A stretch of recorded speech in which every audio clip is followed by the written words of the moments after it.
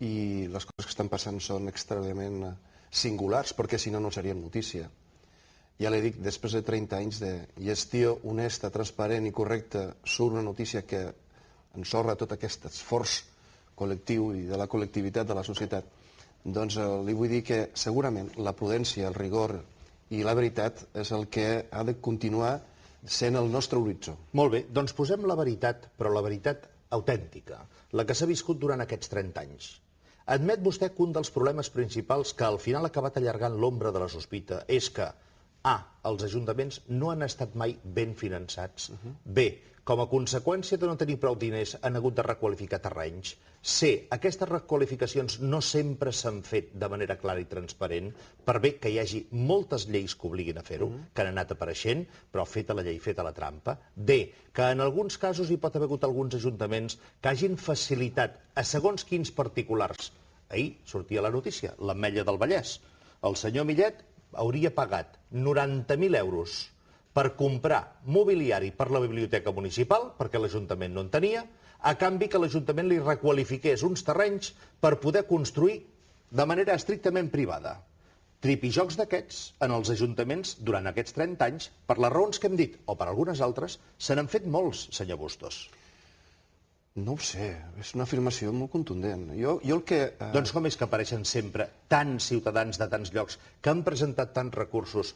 Ahir donàvem dues notícies, una a Palau-saverdera, l'altra a Arbúcies. El Tribunal Superior de Justícia de Catalunya, sense possibilitat ja d'apel·lació ni de recurs, obliga ara, sentencia, a enderrocar dos edificis, que en el seu moment els veïns van dir que eren il·legals, que l'Ajuntament va dir que no, que la Generalitat va mirar cap a una altra banda i al final la justícia ha donat la raó als ciutadans. Veu? Vostè em dona la raó a mi, perquè aquest és el sistema sí, que funciona. Sí, però mentrestant, però no se'n salti un pas, no, eh? No. L'Ajuntament havia dit endavant, no se'n salti un pas. D'acord.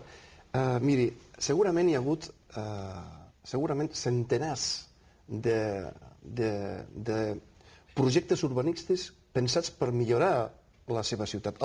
L'urbanisme és també una peça clau del progrés. L'urbanisme no democràtic no va tenir en compte ni els serveis, ni els espais públics, ni tan sols aquells elements bàsics perquè una ciutat pogués disposar de serveis sanitaris o escoles. L'urbanisme democràtic sí que ho fa. I és cert que hi ha hagut molts plans urbanístics que han fet i han compensat l'interès públic. I vostè em menciona 3, 4, 5, 10, 20. Doncs mire, jo no li diré que no hi ha hagut potser un aprofitament que no sigui estrictament públic i que hi ha hagut un aprofitament excessiu per part de l'àmbit privat. Doncs això a la justícia, que ho aclareixi. I a partir d'aquí, demanar que la justícia no trigui tants anys com vostè deia, sigui més ràpida per garantia de tots aquells que estan fent projectes urbanístics pensant exclusivament en l'interès públic i en transformar espais que segurament no fos d'aquesta manera no podrien donar els serveis que el ciutadà demana de la seva administració. Per tant, defenso la transparència i també el sistema que ha permès la transformació del progrés. I si hi ha hagut algú que ha desviat, com deia molt bé el president Foguer, ha equivocat el camí, la justícia que actuï. L'únic que demano és que sigui ràpida i justa. Defensa vostè que aquestes operacions, les que siguin de requalificació d'un terreny públic perquè puguin ser urbanitzables, es facin també amb la col·laboració d'intermediaris, de comissionistes? No, ni molt menys. Miri, nosaltres ho explico com funciona perquè moltes vegades en parlem d'això sense explicar com funciona. Un projecte de caràcter extraordinari, és un projecte especial. El primer el que inicia és el govern. Va a ple. Transparència, publicitat, concurrència. Quan això retorna de la societat que té oportunitat d'expressar els grups polítics, la societat, els àmbits privats, passa a mans de la Generalitat, que fiscalitza que aquest pla especial de modificació està dintre de la llei i regula els paràmetres de zona verda, d'equipaments, del que és l'interès públic. I torna a l'Ajuntament per aprovar definitivament.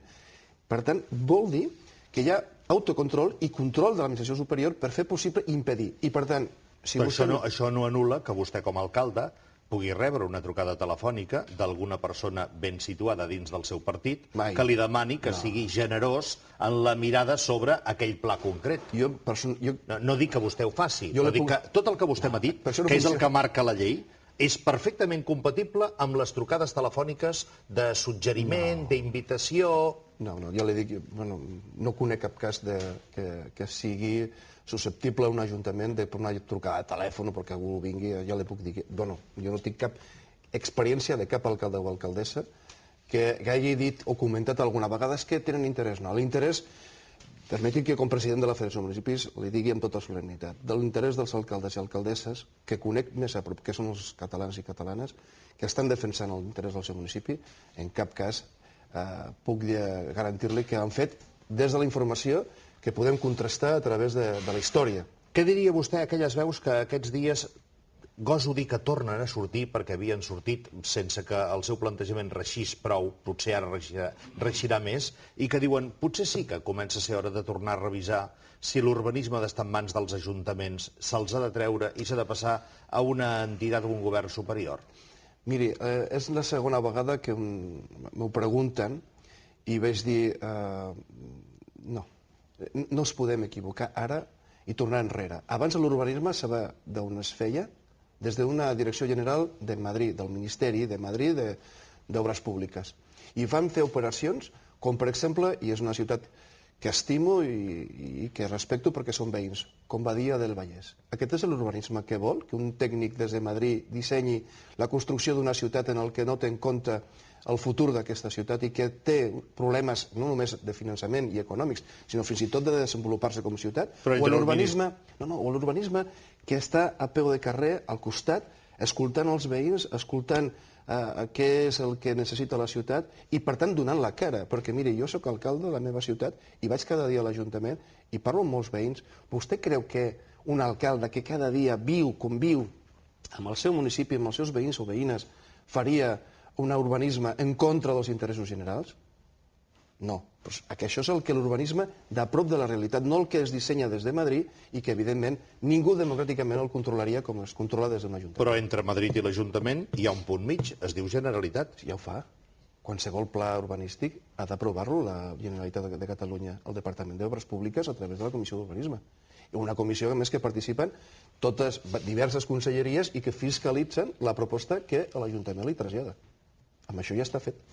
Què creu vostè? Ara, perdoni, senyor Cuní, si hi ha algun mecanisme que pot ajudar-nos a tots a fer-ho millor, sí rotund. Sí rotund. Que ningú interpreti que és que nosaltres ens neguem. No.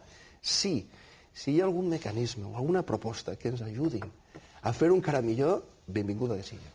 Suposo que una d'aquestes propostes